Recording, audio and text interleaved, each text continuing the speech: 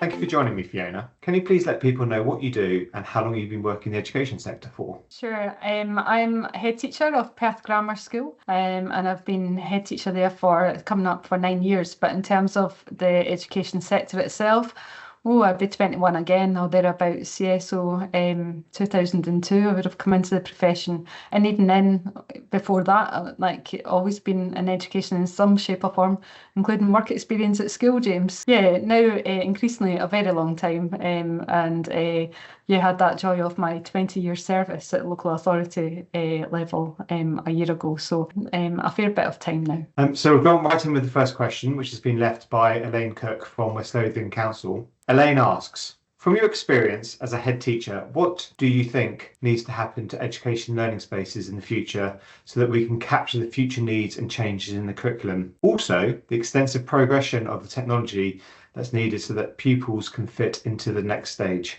I think these are two superb questions that Elaine's asked, and I get super excited about them, to be perfectly honest, as well. So I think she's got a good heads up on what I'm all about. I think if I go with the sort of learning places and spaces sort of element, given the purpose as well of the conversations, it's something that really is so exciting and it's got bags of potential, really, to be perfectly honest. Young people are our future, and I think our learning spaces have to reflect what they will do in future as well. So I see a huge role. I think about this even at conference for Learning Places Scotland, is the part that we're surrounded by employability in that environment, whether it be construction and everything that goes with it.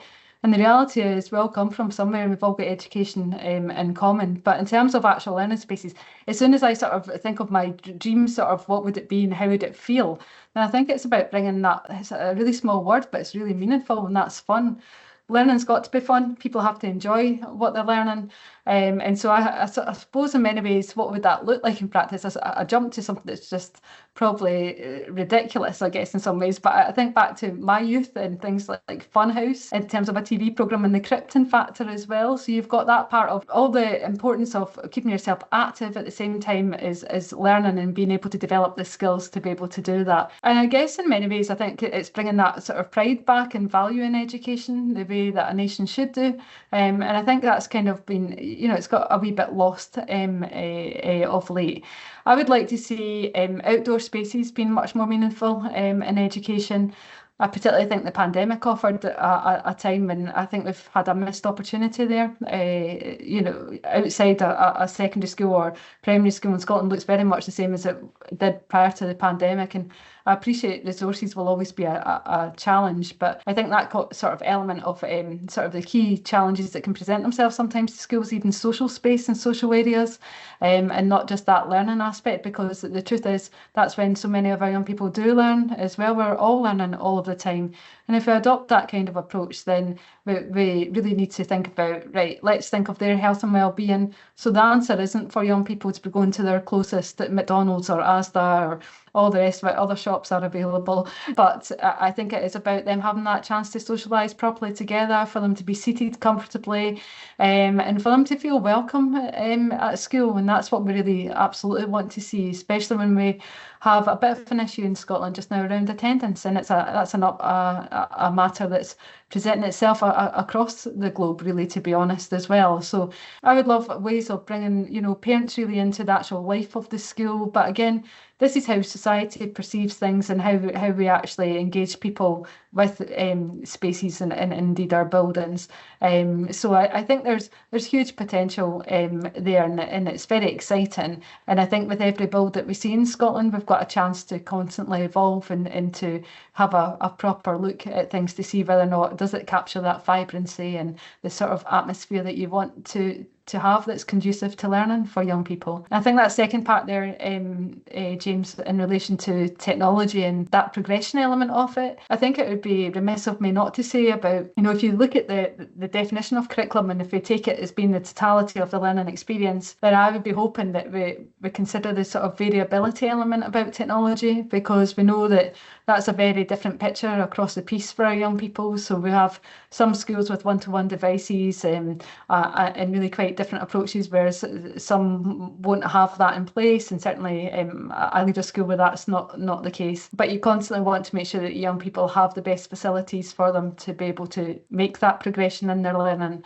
But we all know that the next stage in terms of all things technology has got to be, it certainly seems to be in the path of AI itself. But again, it's about us taking control of that and having a very clear perspective on what it can do to best support us in our learning, as opposed to it being something that's going to do the learning or the thinking for us. So I think more than ever before, it actually makes a place for education, and it does open up so many endless opportunities for young people. And I think particularly with regards to additional support needs, and we see lots of examples of that just now, whether it be using something like immersive reader and so on for our young people that they might not have had access before, but can help them engage with the learning that bit better. If we could sort of tackle that sort of variability element of the technology, but then bring that fun back aspect to the learning spaces, that would be fabulous. You promote the need to review spaces to best support learners, encouraging building users to love the school through the values of pride,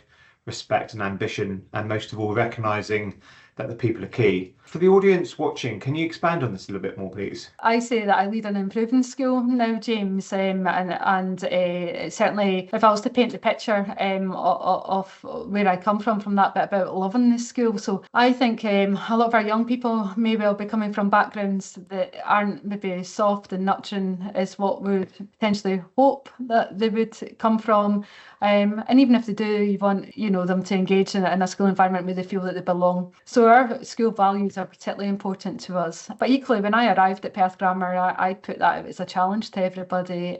Obviously, we went back to looking at our school values and thinking about, right, what's the place of those, and are they meaningful enough to us? Is it exactly what we want to have? Very clear to me that they wanted to keep their values as such. So I was fine with that. But then I put back the challenge of you then have to live your values and the importance of doing that. So I want to go back to that love the school and the building sort of, from encouraging building users to do that. Then it goes back to those really small incremental changes that you can make, and it's what you permit, you promote. It's that really simple perspective of, in a school, it doesn't need to be a school leader, it can be any user at all. If it's one of your own learners that's walking past a piece of litter, for example, they should be picking it up. And I think it's about being partly sharp enough to pick on things. Like if I saw someone in the early days kicking a bottle, for example, I would say, you kick it, you pick it, that sort of thing. Equally within the school, on arrival, there was no actual reception, believe it or not, and that included some trolleys when you would arrive. And I used to always sort of in effect say, a shopping trolley is a stolen item in effect if it's not on the premises that it's supposed to be. And it's all those sorts of things that I think if we peel that back, then you start to realise that that's not appropriate or conducive to the learning environment. And whilst we were presented here with really, she's quite an old building now, she's in some ways really served the purpose of it being here, but in another sense, I believe that the sort of ethos and the feeling in the school is not something you could necessarily recreate very easily by a new build, for instance. And so we've worked really hard to try and smarten things up on the inside. So I would be absolutely honest in saying that one of the best quotes I've ever had from a young person at Perth Grammar was, they said in the most warm way, James, she said to me, "Miss Robertson, Perth Grammar looks like a bit of a prison on the outside, but when you go inside, it just feels like family," she said. And I was like, oh, that's amazing. And how I would love to change the outside for her, but it's just not possible just now.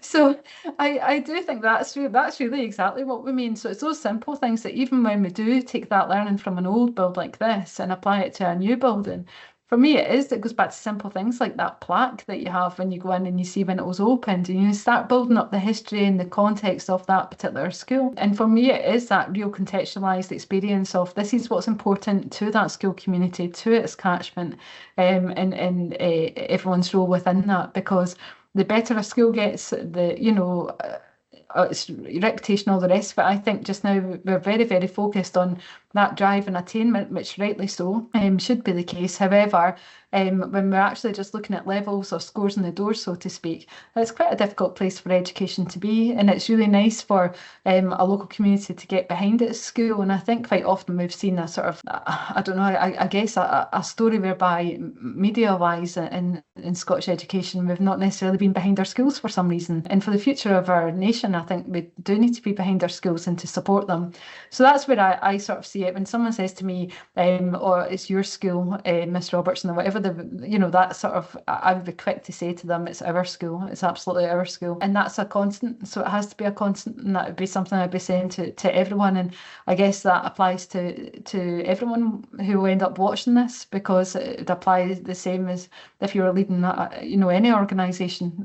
I think that applies too. So yeah, very, very big on values, but absolutely living them and making sure that we have everybody realising that. In your opinion, sort of what would your peers get out of coming to Learning Places Scotland, which took place in November this year at the SEC? I absolutely see a role for school leaders to be attending Learning Places Scotland. I think our learning places and surroundings are not something that we necessarily get a chance to think about enough, and quite often we're maybe too responsive with, because we want to either fix something, or it's not giving us a proper chance to reflect on the space that we have available to us. So that kind of, I would say it's that part of thinking about, can I do something smart with furniture? Is there something that we can maybe try and recreate in terms of a set space in the school, by just maybe even, moving, the organisation of whether it's the way that I would say even corridors are functioning, whether or not I know here we said goodbye to the school bell at the time of the pandemic, and we've never ever had it back, because again, it just adds to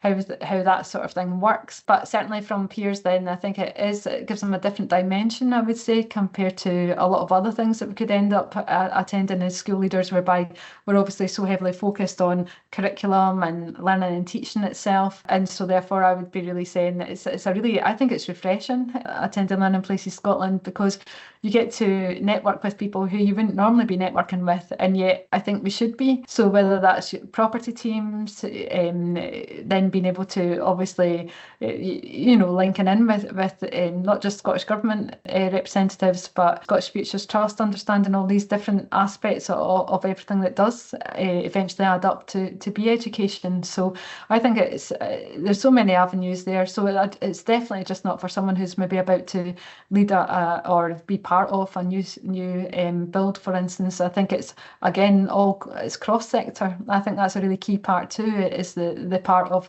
thinking about how does all that speak to each other. So whether it's early years, going to primary, secondary, and then your college and university sector, it's about all of us realising that why are, every learning place so essential to Scotland and its education. I can give a plug here for the event. It's completely free for the public sector to go to. So if you're directly employed in a school, college, university, local government, central government, you can come to the conference and exhibition for free, and that also includes your catering. So we take cost out of the equation. All you have to do is get yourself to the SEC in November. Could you sort of share something about yourself that the audience may not already know about you? Okay, so there's two things probably spring to mind. I'm a twin, first of all, James. When some of my young people have found out she's a twin, she's a bit like, they're always like, oh, there's another one like that. So yeah, there is another version of me, but she does look a bit different. We're not official identical twins, but apparently the older we're getting, the more similar we're becoming. So but I'm terribly proud of her as a sibling. And alongside, probably the other thing as well that a lot of people maybe don't know, but when they do find out, they're always a bit like, never expected that. It's just that I have a genuine love for trains. I love trains. I love transport, and that's probably I'm still far too young to be thinking about retirement, James. But I do have a dream one day of actually having my own model railway in a designated room for me to pursue that. So maybe we could get a wee train going around Learning Places Scotland, but I don't know what purpose that would serve. So my next conversation is with Alan Calderwood, a Strategic Development Director at Morrison Construction. What question would you like me to ask Alan during our conversation? I would love to hear from Alan if he was to give himself careers advice. Basically, what would he offer the 15-year-old self. So if he was to ask himself when I was 15 years old, what advice would I give myself for the career that he's lived? Because he's obviously had such a long and successful career, and he's very experienced in the field. So I would love to hear that. But then also, if there was a dream education project in Scotland that he was tasked to deliver, what would it be and why? Fiona, thank you so much for joining me today. Very much look forward to seeing you at Learning Places Scotland in November. And yeah, thank you very much. Thank you, James.